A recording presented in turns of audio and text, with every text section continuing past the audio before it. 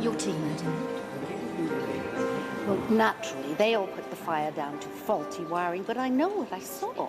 There was a man, I can see him now, he was stealing across the hallway. How would you describe him, Ruth? Wicked.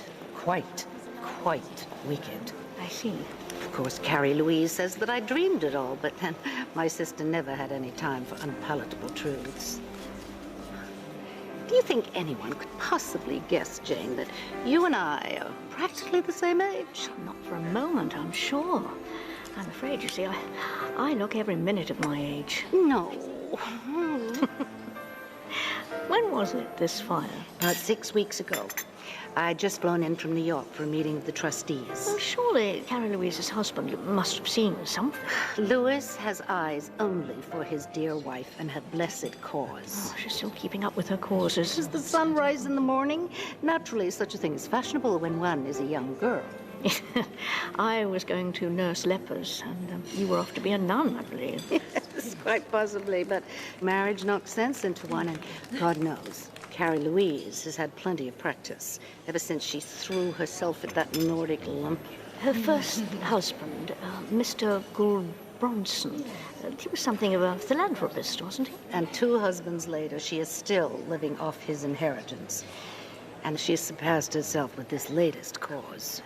Criminals. Oh? She imagines she can do something with them. So there they all are, all living it up in some so-called reform facility at the bottom of her garden. Gracious. And this is what you're afraid of? Jane, I don't know. All the time I was with her, I felt this presence around her, and then that fire in her study. All of her memories burnt to ashes. Someone in that house wishes my sister harm. I dare say this all sounds quite mad to you. Oh, no. You believe me? I trust your conviction. Nothing's ever surprised you, has it, Jane? Because you always think the worst. The worst is so often true. Then you'll go as soon as you can?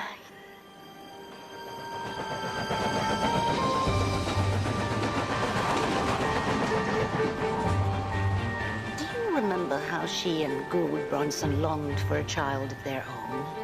Didn't they adopt in the end? I think I met the child, very pretty girl. Yes, Gina. A bewitching little thing. Then, as so often happens, not long after, Carrie Louise found herself pregnant. Now, normally it's hard lines on the adopted child, but not in their case.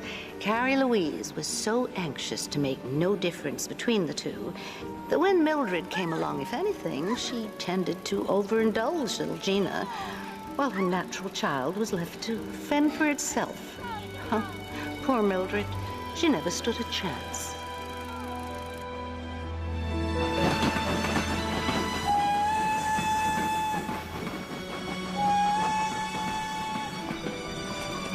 Hello. Oh, hello. Oh, what a nice string bag. You must be... The next train on platform 1 is the 4:50 from Paddington. All stations to Little... I said you must be Aunt Jane. Then you must be Gina. How did you guess? Don't answer that. Come on.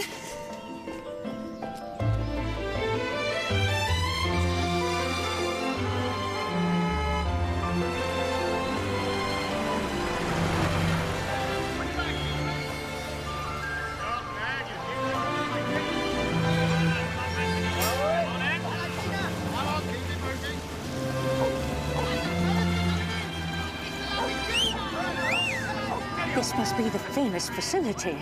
Where Mummy keeps her young men.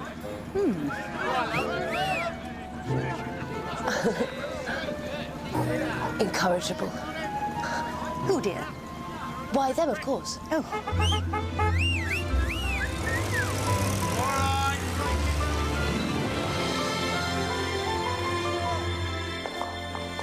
Mummy. Jane. Dear Carrie Louise. How are you? The flesh is weak, but the spirit's as stubborn as ever. Would you take tea? I always have mine standing up, otherwise one would sit around forever, don't you think? Allow me to introduce Louis, treasured husband and chief of my tribe. How? How do you do? Amateur dramatics. Things we do for love. I think you look quite fierce. Oh. Don't you, dear? I have no head for such matters. My daughter, Mildred. How very nice to meet you after all this long while. Likewise. I've put Miss Marple in the Fabian suite, Mum. Good thinking. Jane, this is Juliet Belliver, who's simply everything to me. Nurse, dragon, watchdog, and very faithful friend. Jolly, what's for dinner? I'm starved. As Mr. Kellogg has proven, an excess of protein in the diet excites all the wrong instincts amongst those of a criminal bent. We find barley an excellent substitute. Isn't that so, Dr. Maverick? Indeed.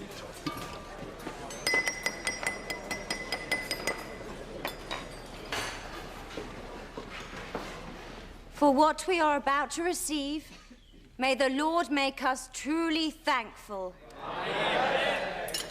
And may He, in His wisdom, remind us that without these and all His gifts, we are like a rudderless ship. Oh, dear. Doomed She's to... fire tonight. doomed to perish upon the rocks. Amen. Thank you, dear. Vividly put. I like us all to eat together once a week. I want all my charges to feel they're like part of the family. And so we do, my dear. Is it? Just slow up a minute, Cat. They make a splendid couple. I should hope not. That's my stepson, Stephen Restrick, by my second husband, Johnny, the theatre producer. Of course he is. All manner of waifs and strays under this roof. Everyone's allowed the odd error of judgment. Dad was yours, isn't that right, darling? Stop it, you're making my mother sound quite fast. Well, so she is. A couple more divorces, I shall have all her exes carved into the rock like Mount Rushmore. Not quite a laughing matter. Stephen has made himself indispensable to my wife's dramatic review. Carrie Louise likes me to stage a show for her every year. It's a morale booster for the troops. Are you in the theatre like your father, Mr. Restrick? I'm in fabrics, soft furnishings. Keeps me out of mischief. But Stevie's going to storm the West End in the spring, aren't you, darling? And Gina's husband? A gentleman called Wally Hurt, from Wyoming. Mr. Holt has a great fondness for grilled chicken. What is he doing? He's mending a toaster. A very capable fellow. Wally was a GI during the Normandy landings. He and Gina met during V-Day. You can imagine. On the contrary, I think they're admirably suited. Did you have a good war, Wally? Well, it didn't kill me, but it didn't make me stronger.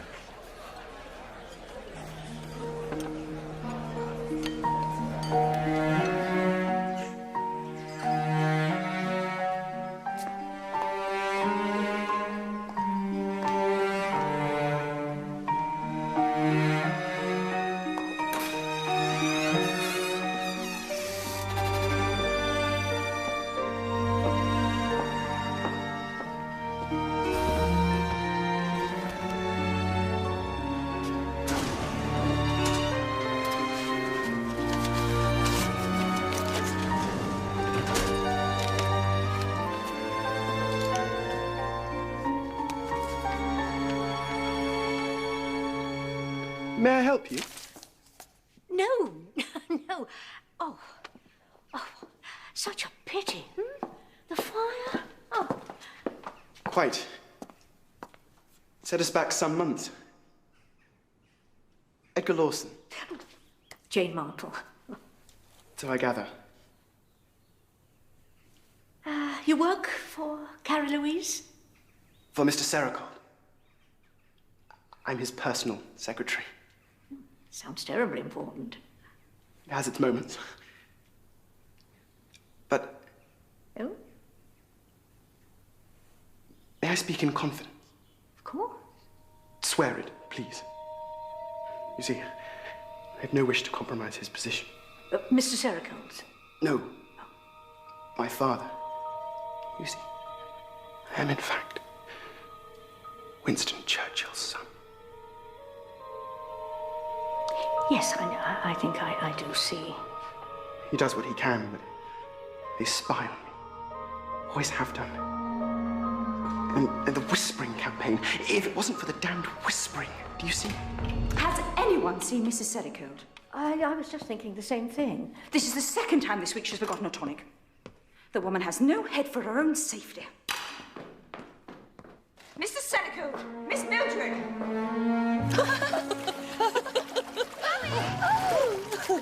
What on earth? Oh my gosh, Mummy! Mummy! Tina! Darling! Come back this minute! You'll be out of your depth! Darling, please! Are you not coming in? Quick canary dip, wonderfully refreshing. Oh, Gina, avert your eyes. You too, bro. Don't call me that.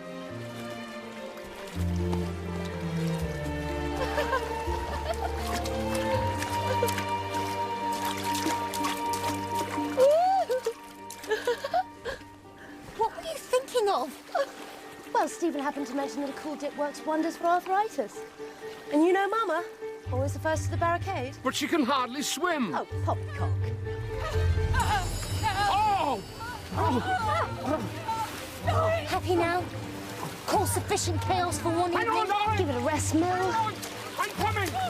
I'm coming! Careful, Lois, it does get deep there. What is it they say, Miss Marple? Blood will out. Is he an able swimmer, Mr. Sericote? Now, can anyone here actually swim? Very well, landlubbers. I'll rescue them myself or die trying. You'll do no Gina, such don't thing. you dare! I say, Mildred, who are those young men? Ah! Come on! Looks like your prayers were answered, Will. What's up? My dear Ruth, I had hoped to dispel your concerns over Carrie Louise's safety, but I fear I cannot. She has the same blithe spirit as ever, but there may, as you suggested, be dark forces at play here in Stony Gates. Gina is as bewitching as you say. Certainly the stepson, Stephen Restorick, finds her so, while her American husband looks away, as if indifferent.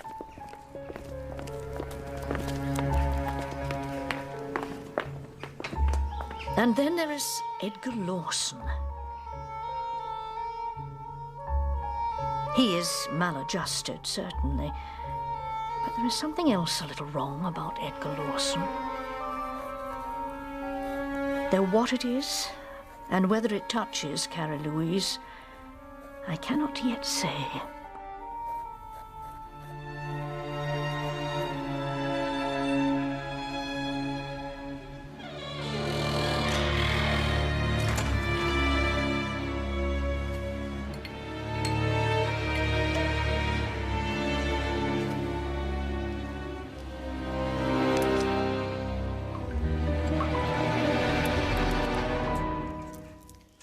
So good to see you so well.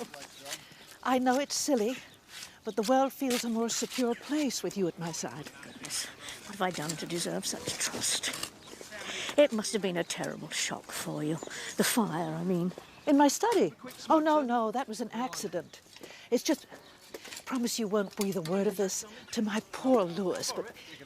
Oh, the hero of the hour, Abattoir Anthony. Ma'am? 8 counts for burglary, 4 for breaking an entry, and more grievous harm than I have fingers and toes to count. But last night, this gentleman saved my life. All it takes is a little dignity, though try telling that to the Home Office. And this is Whitstable Ernest. How are your tomatoes faring? Ripe as plums, Ma'am. Give it a try, madam. Oh, very nice, thank you. Mr. Sericote happily recovered from his paddle, I hope? Oh, quite. Off to London on the first train this morning. Oh, business, I expect. That's right. Ernest once took a great interest in financial matters. Yes, I got a bit ahead of myself, didn't I, Mum? He used to invest other people's money without their permission. Still, a fella needs something to look back on as he matures. You have green fingers, I see. Thank you. And happily free to use them. Lakeside view, nice bit of garden. Can't think of a more pleasurable way to unwind. Put like that, I feel I might join you. Well, there's always room for one more. Oh, Mrs. Serico? Jolly? There's a gentleman to see you. Oh? I'll be along in a moment.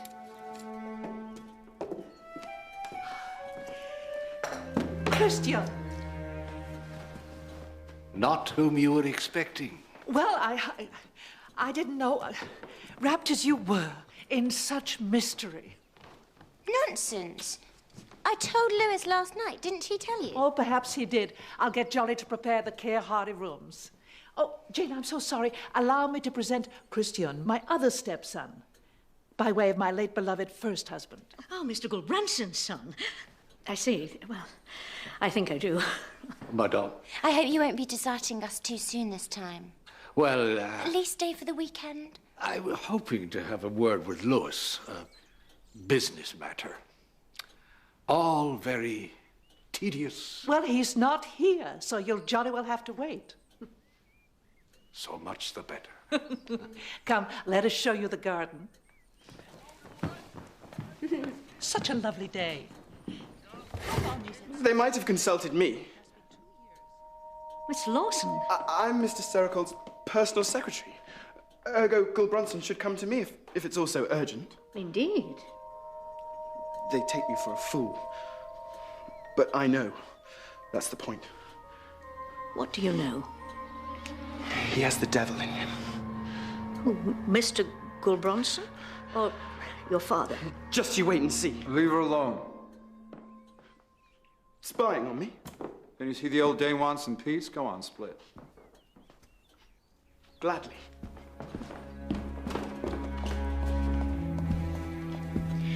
Is that coffee you have there? Perhaps you could spare a drop. My nerves. I make it pretty strong. Well, that's the way I like it. A cup of Joe, isn't that what you Americans call it? Or is that just at the pictures?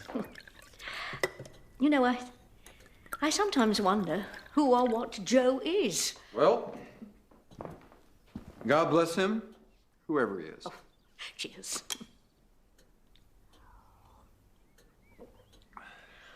You know, when I look out on all this, I'm beginning to feel a little homesick for my hostas. Oh, you and me both. You have hostas? Oh, no, I, Oh, homesick. yeah. Well, there's only one known cure for that. Try telling that to Princess. Oh, you must see this. Oh, come on, please. Where are you What have I got to give her? 2 crummy rooms in a gas station.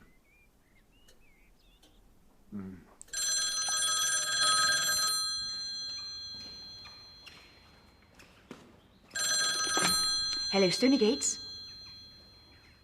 Very good, sir. There's no need. I've already informed the groundsman. I'll see to it myself. Goodbye. That Mr. Sericold. Yes, sir. He'll be home in the 4:27 as planned. Perhaps I might drive up and meet him from the station. He prefers to walk. Very good. Miss Bellover. I should see about dinner. Miss Marple? Oh, Mr. Gulbranson, just offer a little lie down. Well, don't let me keep you. Miss Marple, you have known Carrie Louise. Oh, most of my life, would you believe? Such a comfort. Old friends. I like to think so. We have a different perspective, one might say. How do you find her? As great an idealist as ever. But it may be she does not appreciate the evil there is in the world. Tell me, how is her health? She seems well enough, apart from the arthritis. And her heart? Is her heart strong? As far as one can tell, Mr. Gulbranson. Until supper time. Enjoy your shut eye. Oh.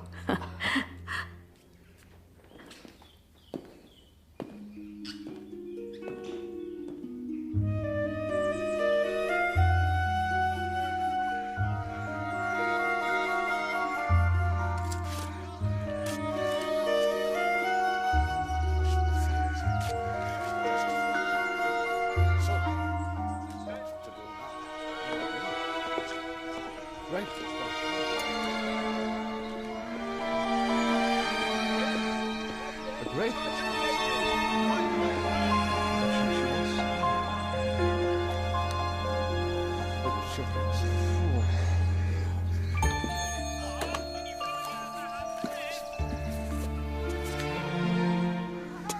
It's hard to spare. Carry Louise to knowledge. If it can be kept from her, for her own sake.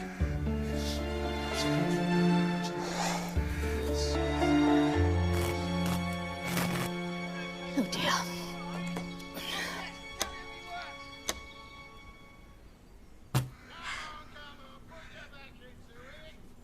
That's it. No. Keep going. I want it in the center. Okay, left a bit. Left, Lois, left. dear. No, right, Are you right. going to explain Left. about this? Because you're out. Okay, up. Remember. Well, To the right. Bit further to the right. Just a bit. Well, you wanted to wear that. Oh, Oh, dear. Further. Sorry, old girl. Oh, Mel, I thought you didn't approve of such things. Try anything once. I bet. Christian, I hope you'll stay for the dress rehearsal. I'm a little weary. Could I have some paper and a typewriter brought up to my room? Of course. Miss Bellamy. I'll see to it at once. How nice. All of us together under the same roof. Yes.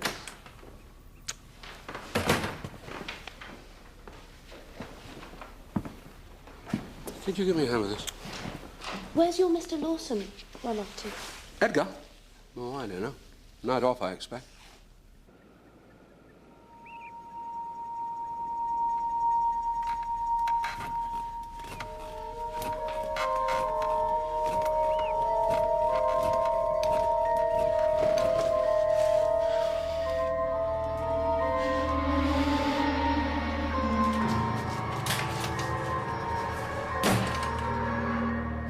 Yes. So I think you'll come over in the facility and be very happy. Oh, if there's anything more I can do. You sit tight and hoot like a banshee. Oh. All right. All set? Whoa. That's not your cue. Well, I'm here now, so let's get on with it. Spoken like a pro. Madam, you forgot your tonic. Oh, hang on. I normally do this. I'm sorry, my darling. I quite forgot. Oh, no, it doesn't matter. It doesn't matter. Butterfingers. It doesn't matter, Louis. Nerves. Really, it's not important. Sorry, Miss Never mind, Bellamy. Jolly. Put it down. I'll take it later. Oh, I wonder, Miss Marple. What? I wonder if you wouldn't mind. Oh, but I don't seem to have my glasses. On your head? No, oh, yes, here. Get on with it!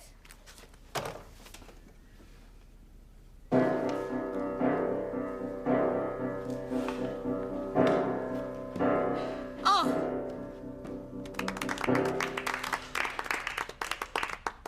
I have traveled far and wide to... I believe it's to hail you. Hail you. to hail you from the great gods of our tribe. Dear me. They say that I, Big Chief Running Bear, must brave all for the love of my dear. Third and finest, Lewis? What? Third and finest. Oh, quite, sorry.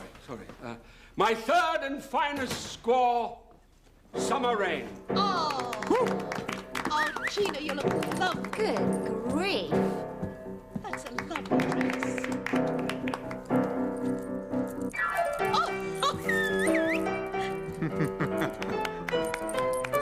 Oh, this country.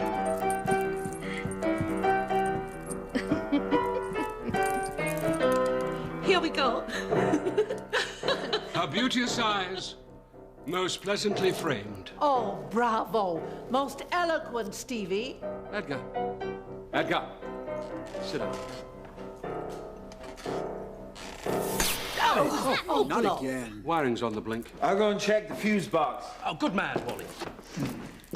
Well, what now? Shall we carry on, Master, or...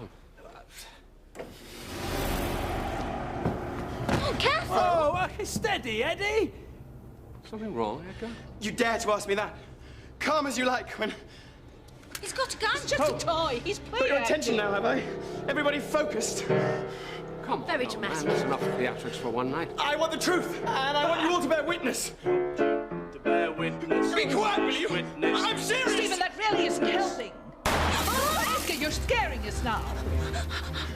Look at you standing there. You're pathetic. Somebody All these please get weeks Wally. Chasing your every whim like some grubby little... He's only got to lock the bloody door. Put the gun down, Edgar. A nod here, a smile there. Thank you, Mr. Sericold.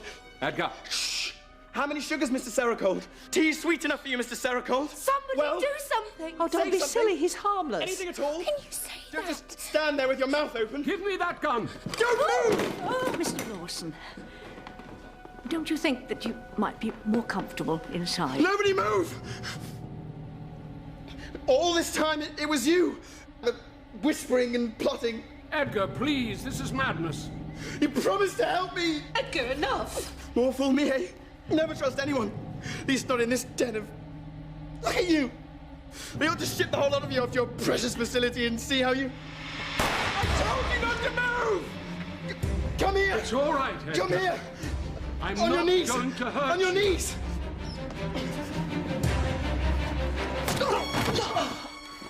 Louis.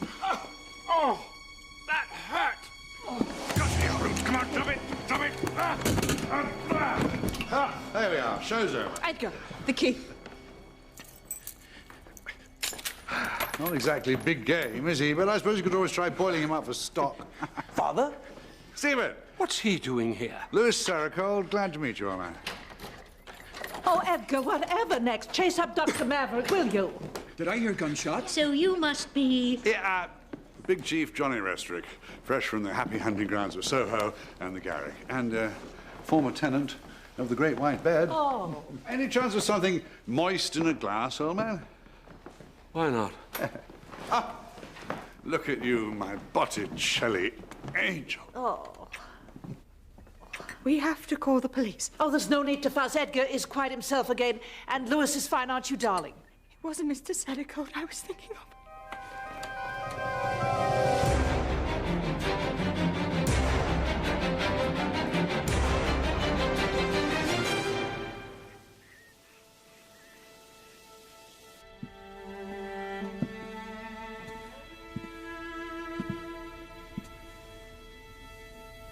He was always so precise about his appearance.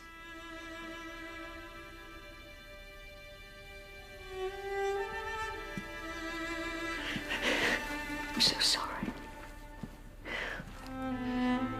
How could anyone do such a thing? Forgive me, Cara Louise, but had you any idea that your former husband was coming to Stony Gates tonight? Johnny? Yes, how did you know? Well, earlier, dear, when we were near the glass house, you tried to tell me what was troubling you. Yes, you see, Johnny kept writing me these long letters, like some supplicant at the gate, threatening to end it all if I turned him away. And you gave him hope? Never! Though heaven knows what Louis will make of it. He gets into the most dreadful huff if he so much as sees Johnny's name in the newspaper.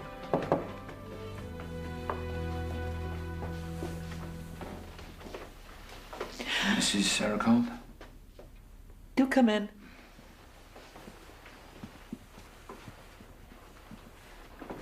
Inspector Curry. Ma'am, my assistant sergeant mate. Your stepson, I gather. That's right. By my late first husband. Dreadful shock and a bit of a late night, I imagine. Jane Marple, friend of Mrs. Sericold. A chair for the lady, Sergeant.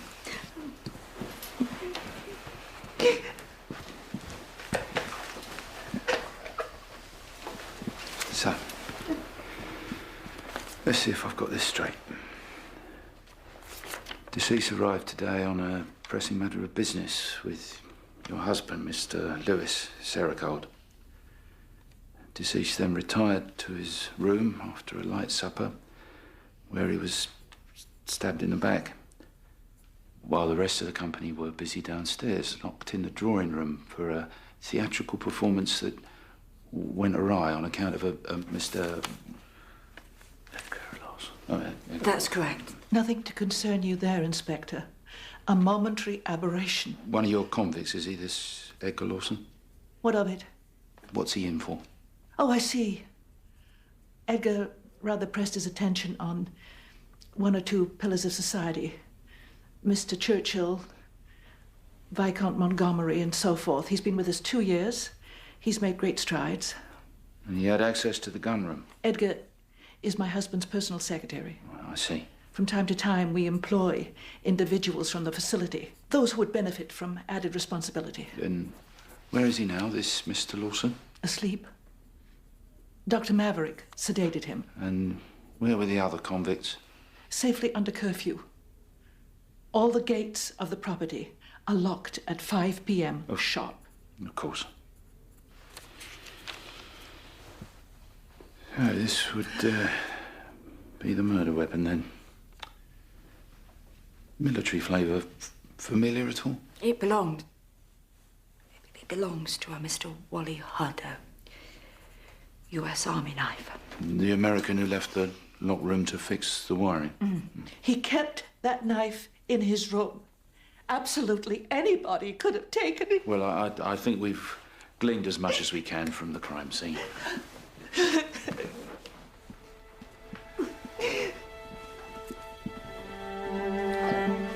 I'd like Gina to see me to my room. Miss Gina! Oh, Inspector, I'm sorry.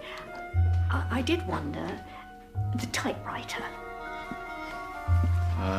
Was an Imperial good companion?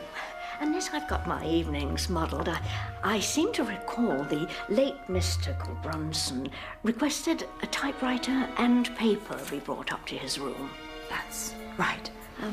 It struck me as a little odd that one would imagine he wished to write correspondence, only doesn't appear to be any. Miss Bolivar? As a matter of fact, there was a letter. I thought I told no one to touch a thing. Who else has been here? Only Mr. Lewis Sarcold. Very good. Thank you. Thank you, Miss... Marple, quite welcome. Anything else up your sleeve? Not especially. Only... Well, there was a rather unusual incident after dinner with Mrs. Sericole's tonic. Her husband appeared to spill it, but I'm quite sure he meant to drop it. Miss Bolivar was rather put out. Oh, splendid. You got all that? Just a little thing, of course, but after my conversation with Mr. Brunson earlier in the day... You spoke with the victim? Oh, only briefly, I'm afraid, but he did say something rather unusual. He asked after Carrie Louise's health. Is her heart strong? Her heart? Well, those were his words. What did he mean by that? Perhaps Louis Sericole can shed more light on the matter. They were having a talk this evening in the park.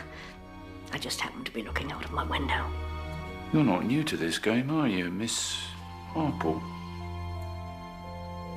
How about a song? Cheer us all up. Look at this. I, Big Chief Running Bear, must brave all for the love of my... Who wrote this drivel? I did, as a matter of fact. Ah, not to worry. Hand me a pencil. We'll see if we can't turn this around. No. We're getting on very well as we are, thanks all the same. I think it's jolly good. Well, I stand corrected. Oh, hello, is that the time? I say, you couldn't free up the October suite for a fallen comrade, could you? He's not sleeping in here. No choice, old man. Copper's orders. Very well. I dare say we can accommodate a gentleman on Skid Row. That's more like it. Miss Bolivar, will you deliver our guests to the facility? Thank you. What? I'm sure you'll find the accommodation adequate to your needs.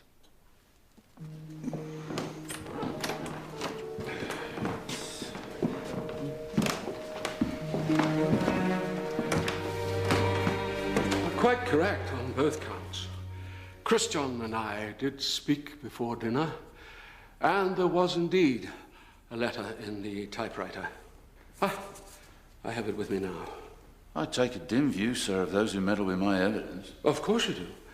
But you see, I knew my wife wanted to view her late stepson's body, and if she were to glimpse the letter's contents...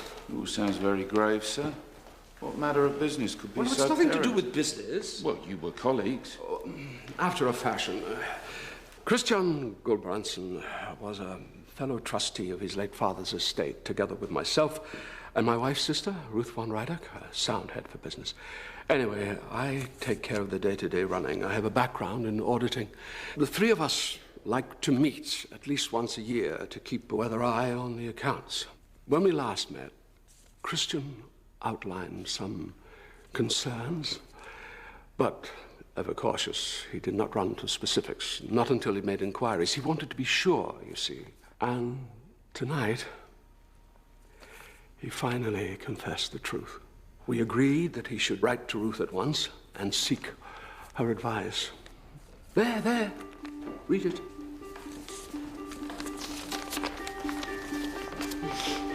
Dear Ruth, a crisis of extraordinary gravity has arisen, and I am at a loss how to deal with it. I know how your deep affection is for Carrie Louise, and how grave your concern for anything that affects her. Not to beat about the bush, I have reason to believe she is being slowly and cold-bloodedly poisoned. I first suspected this when... And here he breaks off. Well, murdered. Beggars belief. Only living with her in and out of each other's pockets, one doesn't see the little changes. And you think Christian Gulbrandsen knew the identity of the poisoner? He had an idea. If only I'd pressed him. I wanted you to know, Miss Marple, as an old friend of my wife's. Thank you. All of you. You agree? It's imperative. She discovers no hint of this threat. If the woman's in danger, she needs to be made aware of the risk. But who would wish harm on Carrie Louise? A woman so universally admired. What possible motive? Well, with most of the household locked in the drawing room, and Mr. Sericold here held at gunpoint by the harmless Edgar Lawson. Yes, that would seem to narrow the field. If I could just...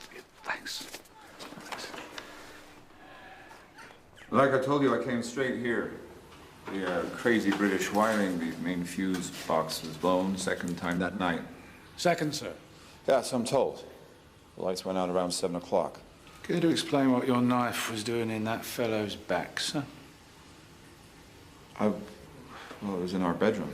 Second drawer, bedside table. Anybody could have taken it. Anybody.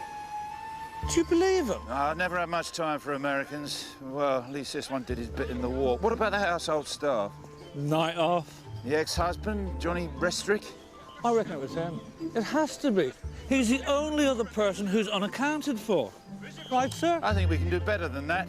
Never underestimate the power of the obvious, Sergeant Lake. Sir? A flock of jailbirds, rotten to the core, simmering in their own juices. The leopard don't change his spot, Sergeant Lake. Not in West Bucks. Certainly well drilled, sir. Apparently they do training like this every morning. They're training for what? What's he doing here? Louis Sericold's orders. Not keen on the competition, eh? Come on. Mr. Restrick, a word if you please. If you ask me, Lewis wants a closer look. I mean, these city suits are just glorified clerks, you know, coming up west, Friday night, you know. Butter wouldn't melt in his mouth, oh please, I've seen it dribbling down his chin. What brought you to Stony Gates, Mr. Restrick? Love gave me wings. Got to get fit, you see. Mrs. Sericold? Look, everybody's entitled to a second chance, aren't they? Except for murderers. Oh, please. So, you walked from the station, proceeded through the park to the back of the main house. Is this correct, sir? Perfect suspect, ain't I? Quite alone, no witnesses. See anything, sir, on your way round to the house? Now, I did have one of my mad creative turns. Yeah, I wouldn't expect you to understand that. How could you? I might. Well, it was the fog that got me going. Standing there in the darkness of the garden, footsteps, and then the gun. Pow, pow! And I thought to myself, now that's exactly the effect that I want for my Limehouse nights. My ballet? Footsteps? Where from? Impossible to say, old man. So you crossed the garden to the French windows? Yeah, well, fancied a closer look. Anything wrong with that?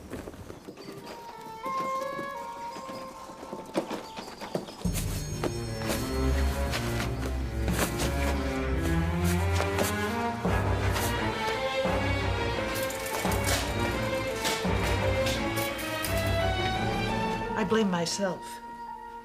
Christian dead, and now Gina's young American. You think Wally might have committed the murder? I don't know what to think, but sometimes I wonder, the way she rushed into the marriage, was it for want of a mother's affection? If I'd been less consumed with my own work, if I'd given more time, more energy, for a child needs to feel cherished in the nursery, doesn't she? Or she'll never come to know her own value. Above all, an adopted child.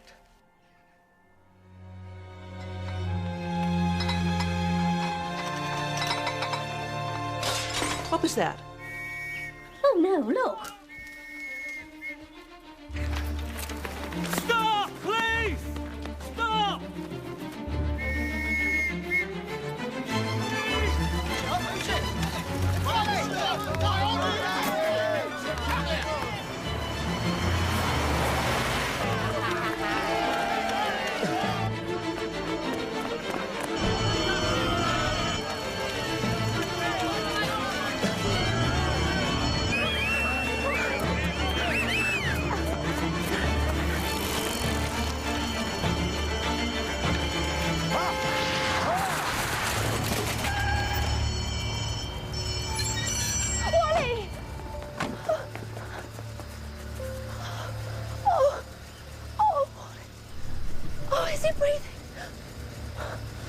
Are we there? This is monstrous. I should have been summoned at once. I am a trustee. I have rights, and if someone is trying to kill my sister, No if about it, I'm afraid. I just received a telegram confirming the presence of arsenic in Mrs. Sericold's bottle of tonic. Well, then we must tell her at once. For pity's sake, Ruth. Keep your powder dry till morning, would you? No, how perfectly quaint. No wonder you people lost the empire. There is a killer on the loose, and... You think I don't know that?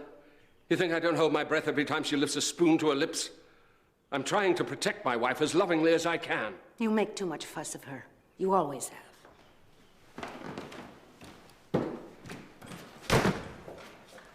How is Mr. Hudd faring? Oh, we'll have him off your hands in no time, Mum. Just as soon as he's fit to move.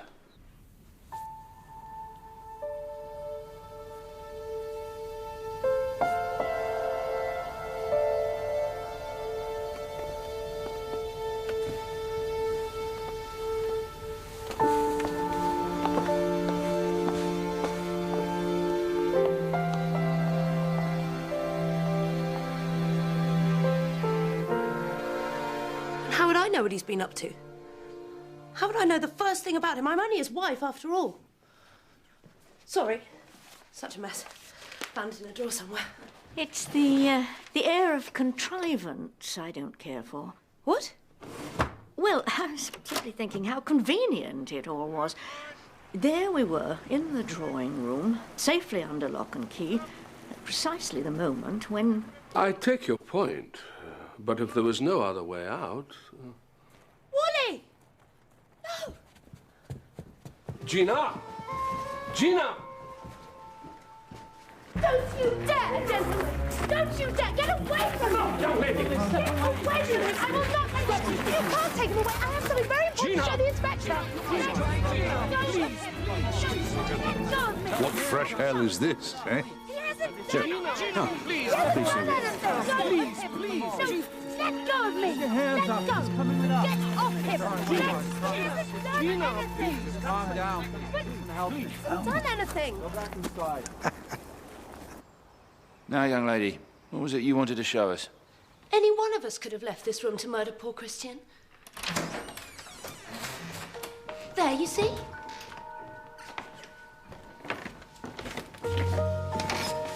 along, Sergeant Lake. Come on. Go on. This way, Inspector. Well,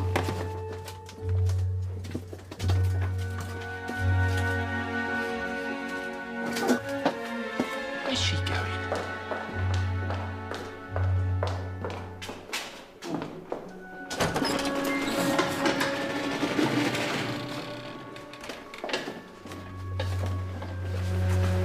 Sherlock matches.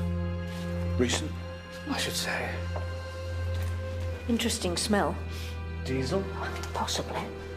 So you see, Inspector, any of us could have done it. That's absurd. Once Mr. Lawson started firing, we were all frozen to the spot. What, nobody moved?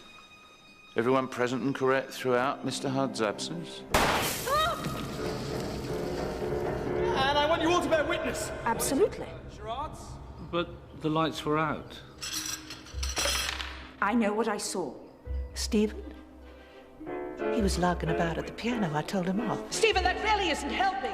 No, Stephen went for help. All these weeks typing your letters. It's only gonna lock the bloody door. And, where did he go after that? I couldn't honestly say. And young Mrs. Hudd? Gina. She was with me, just behind the others. You quite certain of that fact? Well, now that you press me, she came away from the window. Somebody please get Wally! In that preposterous outfit, but then... You don't think my sister could... Now, we're not jumping to any conclusions. Well, she's always been flighty, unpredictable, volatile, and she's been sticking to Mother like flypaper since the moment she got here. What, Mildred? Oh! Well, she knocked into that little table, and after that, I don't know where she got to. So, what now, Inspector? You're not really going to arrest my Wally, are you?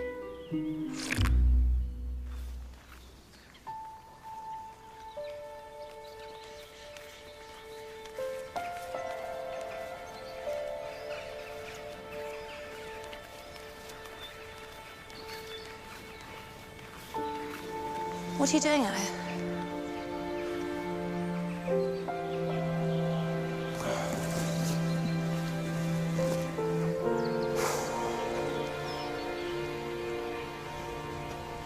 Smell that? Giant redwood.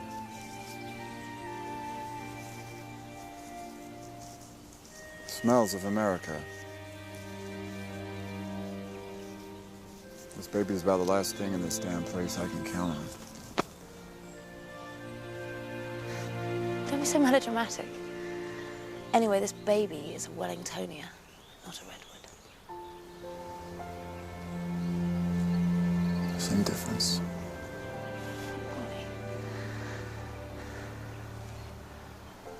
Wally, where were you going on that bicycle? What about me?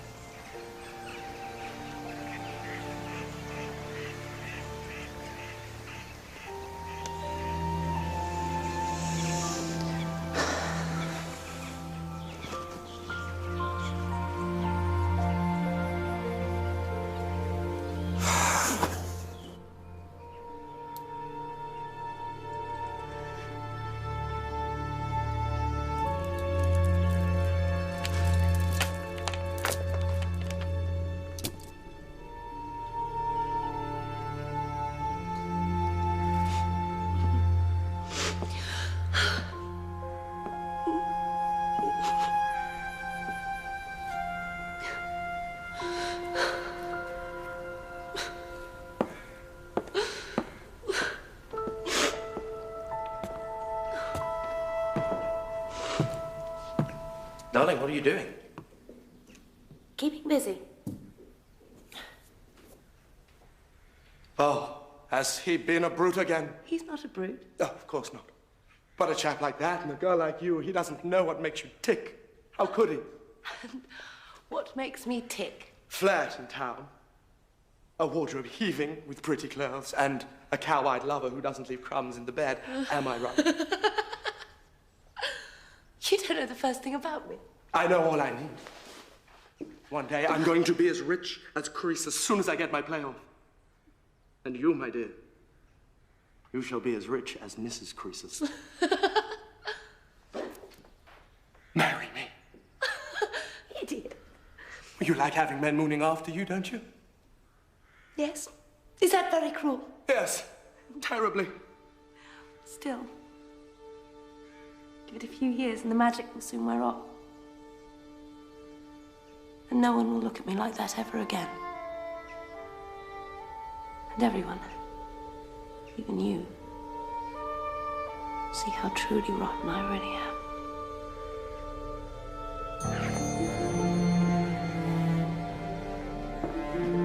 Stephen! Hello, Mill. How could you? I don't know why I'm surprised.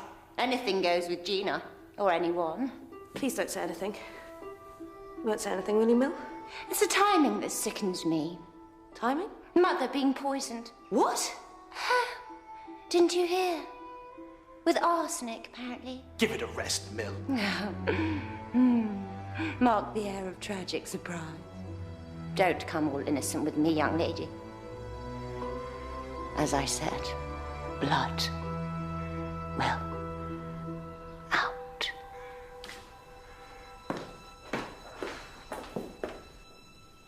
Who had the most to gain from poisoning Mrs. Serogold? In the event of my wife's death, the estate is to be divided equally between her daughters Gina and Mildred, and in addition, 10,000 for her companion. Miss Bellever. And a further 10,000 for young Stephen. No end of motive. And yourself, sir, if you don't mind me asking? Oh, Lewis is rolling in money of his own. Not quite how I put it. The paperwork looks rather new. Yes, my wife had the will rewritten 6 weeks ago. On account of the fire? That's right. Anything altered? Well, only the extra funds for Stephen. I wouldn't read anything into that. I think my wife was rather concerned when his latest musical project went south. And did Stephen know this? Did he know about the extra cash? I believe my wife did tell him. Mystify him. He's miles away. Miss Marple. I'm so sorry. I was thinking about Edgar Lawson and how very odd it was. Go on. Well, he has a complex, if that's the term, to do with his father, Winston Churchill, Viscount Montgomery. And I'm sure there must be some sad story at the root of it. A child without a name, probably mothered by some street girl. Ruth, you know nothing about the case. I don't need to. It's called feminine intuition. Isn't that right, Jane? Perhaps it is, although I do wonder why turn on you, the one person who has done more for him than anyone else, and why that night, at the very moment of the murder. Odd, as you say. And it's more than that, isn't it? It's almost as if somebody put the idea into his head. Purposely knowing young Lawson will go off the deep end. What a perfect cover that will be. Everybody focused on young Lawson, especially if there's somebody who thoughtfully supplied a revolver from the gun room.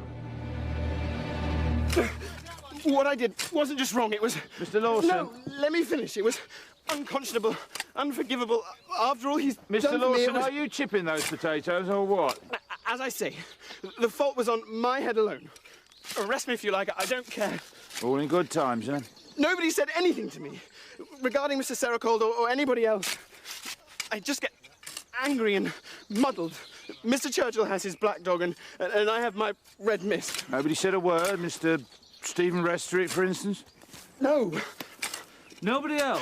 You're quite sure? Transference is a very slippery fish. Transference? Simply put, the redirection of the patient's experience of some significant other, in this case the pater or father, onto the tabula rasa of those closest to him. What you're saying is Edgar Lawson came to believe that Louis Serogold was his pop. In a word, yes, exactly. Indeed, it could be that in Edgar's imagination, the paterfamilias was more an object of rage rather than worship.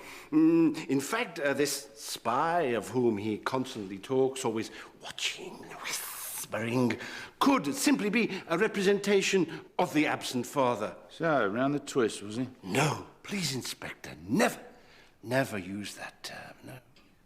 Besides, up until the last few weeks, one was making great strides with Edgar. Where were you on the night of the murder, Dr. Maverick? I was here, in the facility. I've made a note of my movements with approximate timings.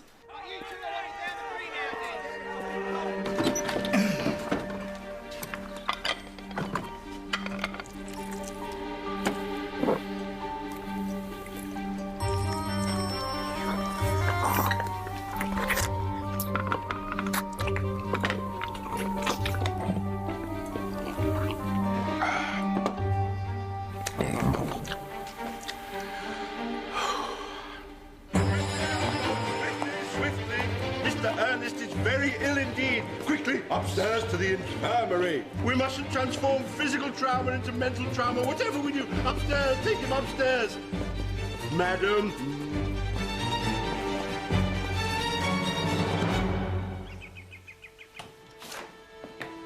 Oh,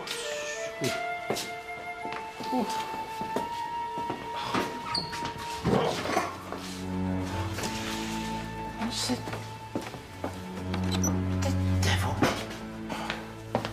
Oysters? Oysters. Right. Must be. No wonder he was off colour. Sir.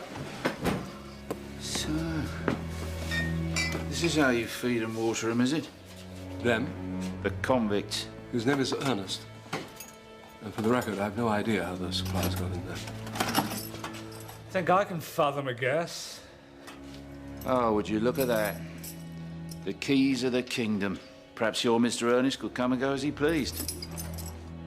He must have been helping himself from the kitchen. Or else he grabbed a bite to eat on his way out from slipping arsenic into Madam's tonic, also to be found in the kitchen. He hails from Whitstable, I believe. Home of oysters. Quite right. One imagines a fellow brought up around this particular kind of food would know immediately if they were... Off? Quite. You think the oysters were poisoned? Of course. Sir? Ruth ordered them for Carrie Louise. One of my wife's very few indulgences. Oh, whatever will you think of next? Might this be the time to break the news to Carrie Louise? Someone in my own home is seeking to poison me. And my own dear Christian murdered before he can name my enemy. I'm sorry, my love. It was my decision to keep all this from you. I knew something was up, didn't I, Jane? So you came here? On my orders. Well, I knew you wouldn't have agreed. That's why I didn't ask you. My dear sister, how very prescient. We're only trying to help here. Forgive me. I only wish I'd come sooner. Indeed. And how is dear Ernest? Unconscious, but alive, thank goodness. The poison needs to work its way through him. Well, that'll teach him to keep his thieving hands to himself. Provided he lives long enough. Oh, come off it, sis. If you really want to reform these people, there are simpler and more economical ways of doing it. And that's your remedy for a broken world? Let them eat arsenic? Darling. Well, sometimes I feel she wants everything I do to fall apart, so she can prove that the world is as savage and heartless as she is.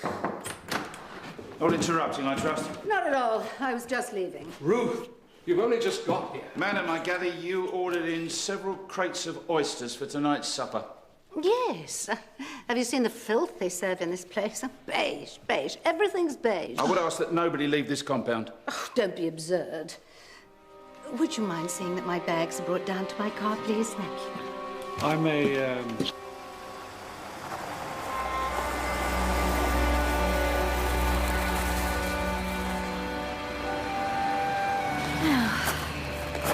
Ruth and Carrie Louise have always been the best of sisters, provided they maintain an ocean between them. And Johnny Resterick, is he the best of ex-husbands? The jury is out. Is that the phrase? Shall we? Still, It's not easy to conduct a poisoning campaign from the bordellos of London's theatre district. An excellent point, Inspector. Very well made. Oh, thank you. You know, it did occur to me that we've all of us been so busy wondering if the convicts could have climbed over the gate to the main house that we've lost sight of the other gate. Other? Here, by the lodge. Johnny Restrick claims he entered the house through the park. I gather these are locked every evening at 5 o'clock sharp. One wonders, how did a gentleman past his physical prime get over? Or through? Well, unless someone gave him a helping hand. The son, Stephen, we know he stands to gain from the will. Perhaps, although I don't sense any great intimacy between father and son. Well, who then?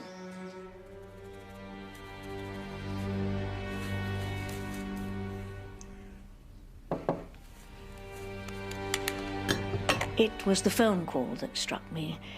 No need. I've already informed the groundsman. I'll see to it myself. Goodbye. Is that Mr. Sericold? Yes, sir. He'll be home on the 4:27 as planned. If I may presume, Inspector. What small task were you so quick to undertake that day? You were unlocking the gates, weren't you? For Mr. Sericold? Or so they might be left open, giving another visitor access to the house later on that night? Johnny Restrick. Rather dashing in his way, isn't he, Miss Bellover? I used to think so. No great crime in that, surely. I'd go up to town once a fortnight, on my day off. Catch a matinee. I ran into Johnny after the show. He was in his element. It all seemed so glamorous after long afternoons in the country. I was seduced, I suppose. Then Johnny started up about Carrie Louise. He had to talk to her. She had to be told, or our affair would be tainted by deception. Of course, the minute the lights came up, I... sort of fool I'd been. Look at you, my botted Shelley angel. I was a convenience. A ruse for Johnny to get back in with Carrie Louise. His vanity wouldn't allow it, you see, for her to be married again. He couldn't bear to be left behind. Did Mr. Restrick persuade you to put poison in Mrs. Sericold's tonic? I would never lay a finger on Mrs. Sericold. Never.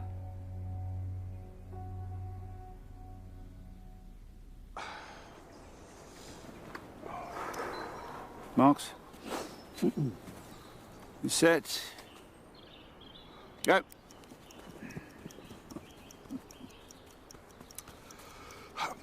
Look, I'm devoted to Carrie Louise. What do I want to bump her off for? And with arsenic, of all things. Personally, I've got a weakness for curare, a much underrated poison. Give it some backbone, Sergeant! What's all this in aid of, anyway? Just trying to get my facts in order. You were standing here when the first shot was fired, correct? If you say so. The question is, from the moment the lights went out in the house, how much time does a gentleman need? For what, exactly? To enter the house, slaughter poor Mr. Gulbranson, then out again, ready for your grand entrance at the drawing room. See? 1 minute, 7 seconds. Murder is a lot quicker than people generally imagine. I'm not half as quick as your sergeant. More state of his lungs. Well, it's hardly scientific, is it? I mean, you don't even know where I was standing. You've only got my word for it. You might be in love with her, but you'd rather see her dead than happily settled with Mr. Sericold, eh? You're worse than Dashiell Hammett. Time to make track for the facility. The curtain goes up in 15 minutes. You're not seriously going ahead. The show must go on, apparently. Oh, Louis. Louis, this is hopeless. Oh, don't worry, my love. The Cherokee will take it on the chin. There, Edgar. What do you think? Very smart, sir. Now for the pièce de résistance. Where's Gina? I haven't seen her all afternoon. She's getting ready in her room. She was muttering about a Catherine. Okay, everyone, 15 minutes. I thought I said he wasn't to come into the house. What are you so afraid of, old man? I would have thought it was obvious, considering you'd murdered poor old Christian, battered my secretary, and now stand accused of poisoning my wife. Now, you take that back. I did no such thing. A simple statement of the facts, old man. Right. Come on, then. Come on. On your feet, eh? All right, all right. Whenever you're ready. Father! Louis! Ow. Johnny, you have only yourself to blame. Chap flew at me. You tripped over a chair, you silly goose. I just wish I'd paid a bit more attention that evening, you know, on the night of the murder. One gets so used to seeing the world as a sort of stage set. One lives in a state of constant illusion. It's real enough, though, isn't it? A stage set. Oh? Contrivance it may be, but it's still real. Hammers and nails, timber and paint. Contrivance? Of course. Where are you going? Your chappie with the oysters. Has he come round yet? No, still out for the count. Why do you ask? Oh, it doesn't matter. And thank you. What for? Would you look at these nails? Just look at them. You promise me you'll let me cut them for you after the show, eh? Promise? The sentries think that it's a football that she carries in.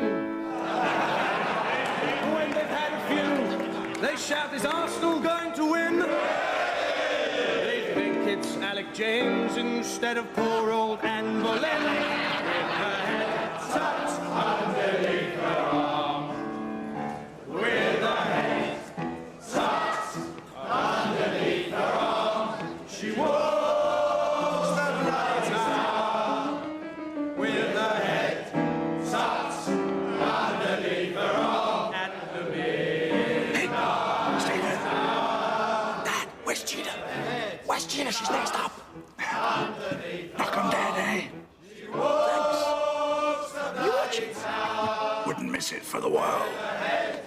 Tucked underneath her arm.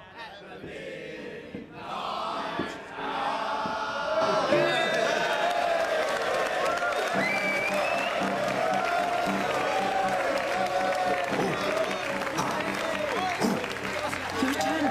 Go on. I forgot. Sorry. Where's my score? Ready when you are. Let's try me you then!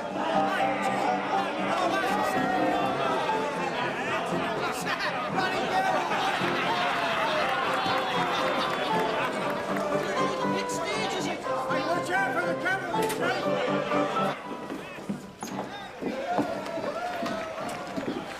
Louis! Louis!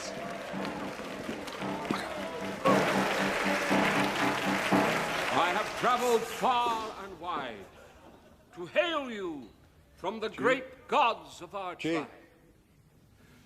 Know that I, Chief Running Bear, must brave all for the love of my dear, my third and finest squaw, Summer Rain. Her beauteous, beauteous eyes pleasantly framed. Behold, she comes, and I am struck afresh by Cupid's dart.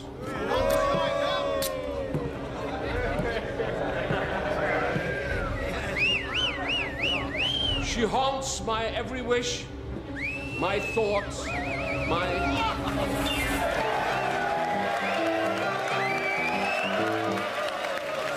Gina?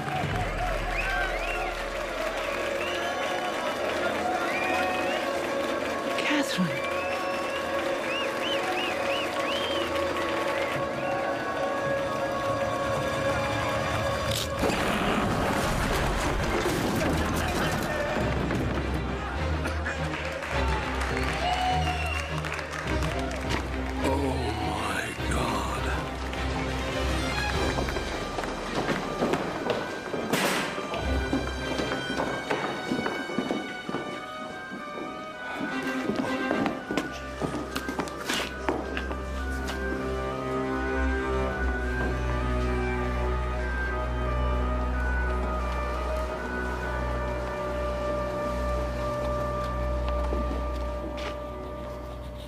Tell me it was an accident.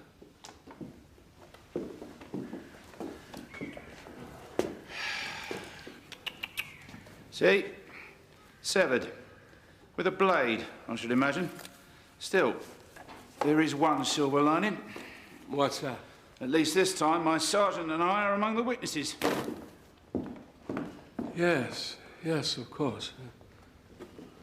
Any known contact between the two victims prior to the murders, Mr. Sericole? Johnny and Christian? None that I'm aware of. According to some of the inmates, Mr. Restorick did hit it off with Whitstable Ernest, so-called. Did he? Co-conspirators. So Johnny had two insiders helping him get revenge on the ex. The convict and the Belleville woman. And that's just the ones we know about.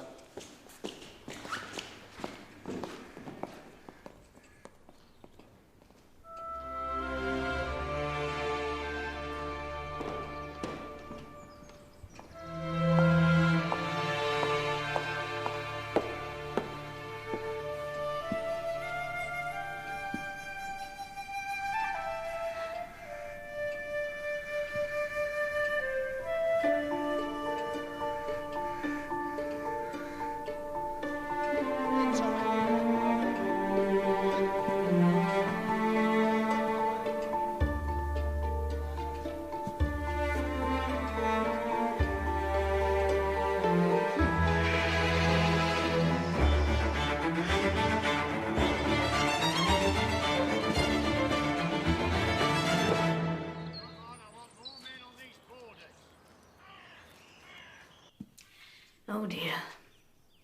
What is it, Jane? You're not standing for your tea. No. Not today. Poor Johnny. My favorite mistake. Would you tell me about Catherine? Who? Catherine Ellsworth. The murderess, hanged 4th of September, 1927 in Portland. Mrs. Ellsworth, found guilty on 3 counts of poisoning with arsenic, wore a simple dress of printed cotton on her final journey to the gallows. She spoke only to decline the offer of prayers. Where did you find that? In Gina's room this morning.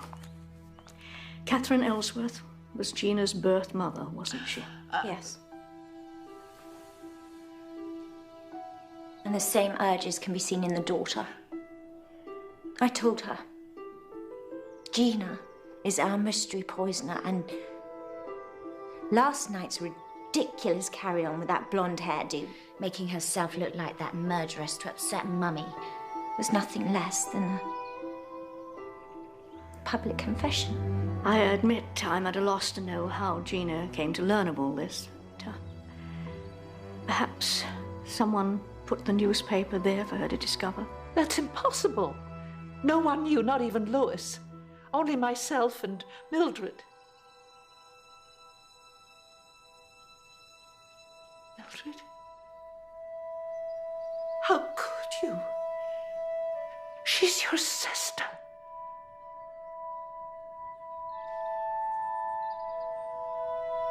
You always said we should share. Well, she won't. She won't share. She never did. Not you. Not anybody.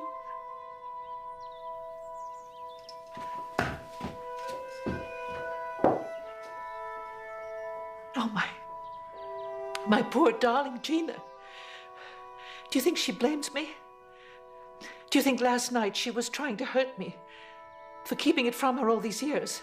Or hurt herself? I must go to her, speak to her. Carrie Louise, perhaps you should speak to them both. Together, perhaps you can lay this particular ghost to rest.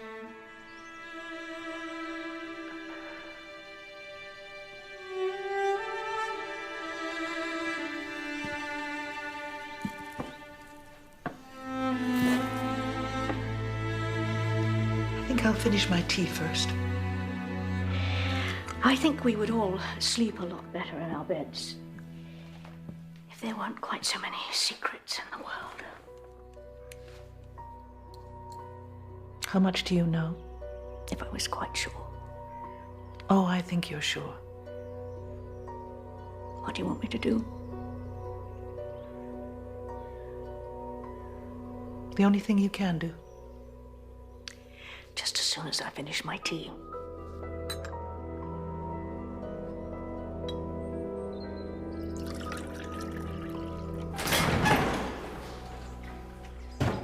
It was Johnny Restorick gave me the idea to think of this room, not as the drawing room, a little to the left, if you wouldn't mind. Just so. Not as the drawing room, but as a stage set. There. An evening of dramatics. The usual entrances and exits, and backstage, of course, outside on the terrace. The audience, myself included, sat here, hoodwinked by a conjuring trick. They do it with mirrors. Mirrors? Oh, isn't that the common slang? A few simple acts of misdirection. First, the power cut. You think the lights were meant to go out? Oh, I'm quite sure of it. You recall the power cut earlier in the day, set off by the spotlights being tested before supper? Well, the fuse box was then primed to blow a second time when the circuit for the drawing room was overloaded. Oh, blow. Wiring's on the blink. I'll go and check the fuse box. The American, Wally Hunt. Which brings me to the second misdirection. Here. Would you mind?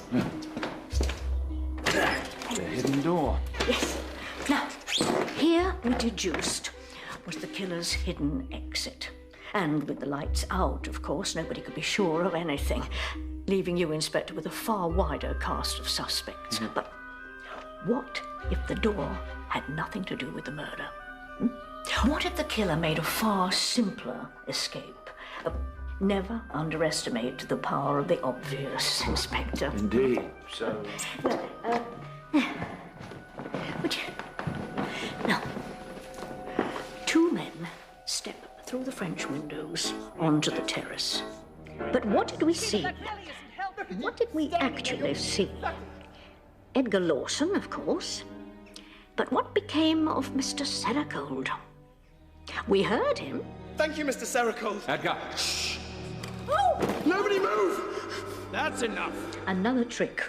Edgar was simply mimicking the voice of... Louis Sericold. The kill would have taken no time at all. No more than your sergeant's 1 minute and 7 seconds.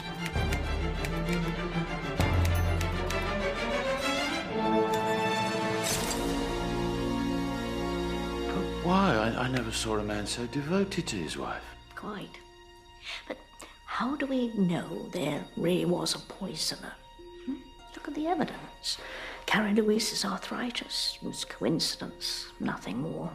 And her tonic, mixed at the 11th hour with a very few drops of arsenic, intended not for Carrie Louise, but for you and your colleagues to discover. A few words were then added to the letter when Mr. Sericold looked in on the body. I have reason to believe she is being slowly and cold-bloodedly poisoned. I first suspected this when... And the meaning was quite altered. So there never was any plot to poison Mrs. Sericold? No, Inspector. And I'm sure Johnny suspected as much. Hence his rather odd desire to trim Carrie Louise's fingernails a few minutes before he died. A sample of nail clippings would have soon proven there was no arsenic in her bloodstream. But how could he possibly... But there, in the garden, on his way up to the house, he had a glimpse backstage, as it were. Even through the fog, gunshots and footsteps. And when Johnny befriended Ernest at the facility, I'm sure he began to piece together the hidden story behind the poisoning hoax. And as for all those treats in Ernest's room, the single malt whiskey, the keys, the oysters, they weren't stolen. They were gifts from Louis Sericold. Grateful tokens to a man whose rare talent for fraud and embezzlement had helped restore the fallen fortunes of the Gulbranson Trust. But why? An upstanding gentleman like that. The things we do for love. Wasn't that the way you put it, Mr. Sericold? Quite right. Jane. Christian Gulbranson had discovered your slide into financial corruption and sought to expose it. Only his affection for Carrie Louise gave him pause. Was her heart strong, you see? You must have known he was on to you the last time Christian came to Stony Gates, when the trustees convened 7 weeks ago. That's when you conceived your plan, wasn't it? First the fire, started not by faulty wiring, but by your accomplice, Whitstable Ernest, concealed behind the hidden door. Only he left a few telltale drops of petroleum, the smell we took for diesel on the floorboards. The real target of those flames wasn't your wife's photographs or even her will. It was the accounts records housed in the filing cabinet. It bought you some time, but you knew Christian couldn't be put off forever. And so you were ready to silence him when he next came to Stony Gates. The reform facility ate up all we had. The buildings, the endless privileges. It was the only way. I poured everything into it. The trust. My own fortune. It was a last resort. You see that, don't you? It was the only way I knew to make you happy. If you found out.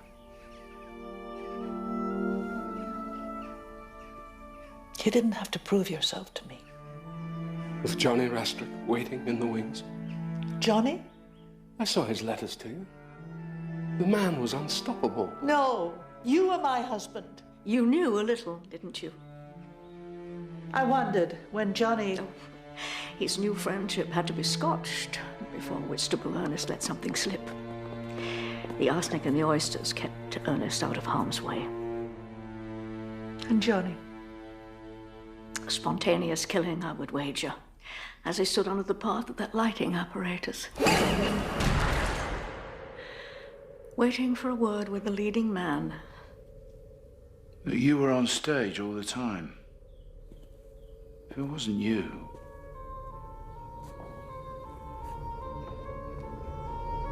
Edgar Lawson. Father? Edgar! Sergeant! Edgar! Stop!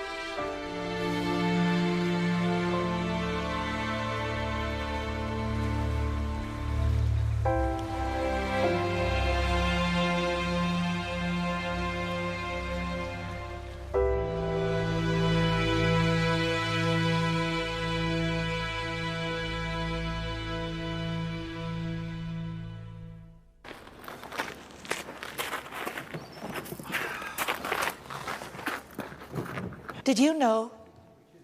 I wondered. Lewis was always quick to quell any idle talk about Edgar's true provenance. And then there was Edgar himself. His madness seemed unconvincing somehow.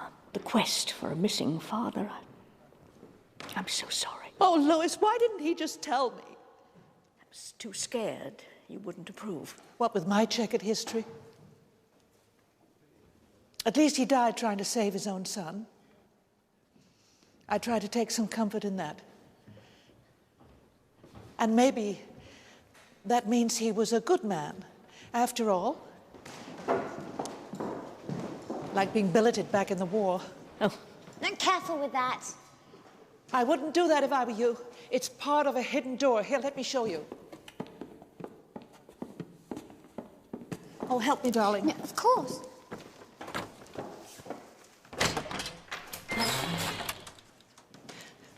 So clever. Come on, Jane.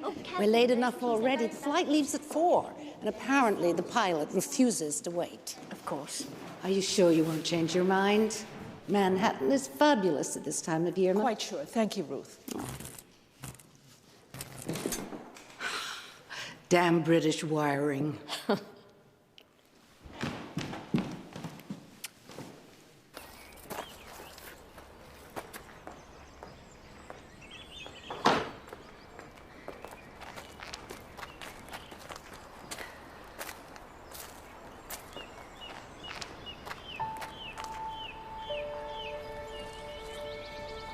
One minute.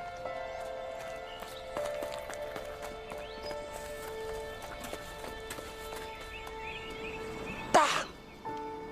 Wally! Where have you been? What are you doing here? You're wrong. I looked it up. They're redwood, not Wellingtonia. The bark's too tough. See? See? Wally, don't! Stop!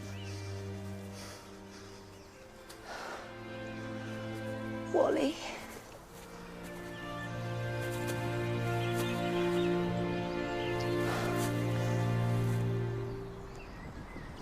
Now you've got me started. Wally, it's all settled. Then unsettle it. What? Why do you always do that? I'm sorry. Laughing when I'm trying to say something. I just can't believe you still want me. Don't you get it? There was never, not a single moment when I... When you what?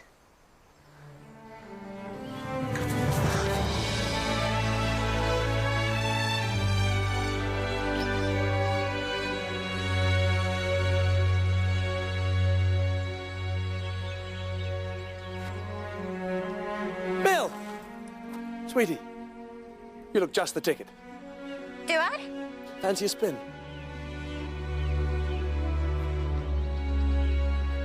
Thank you, but no. I don't think so. Not anymore. Bill! Bill!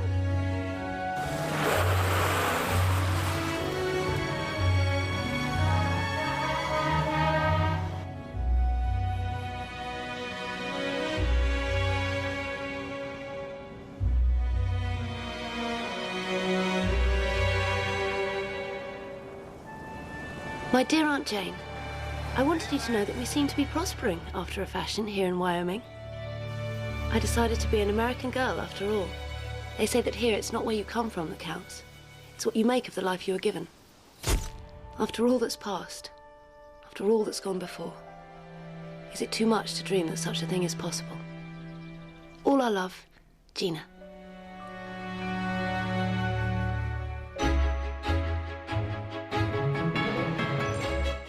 We hope you've enjoyed the series final of Miss Marple. You can find the DVDs at ABC shops and centres. Join us next week for a gripping thriller. The Last Enemy premieres next Sunday night on ABC One.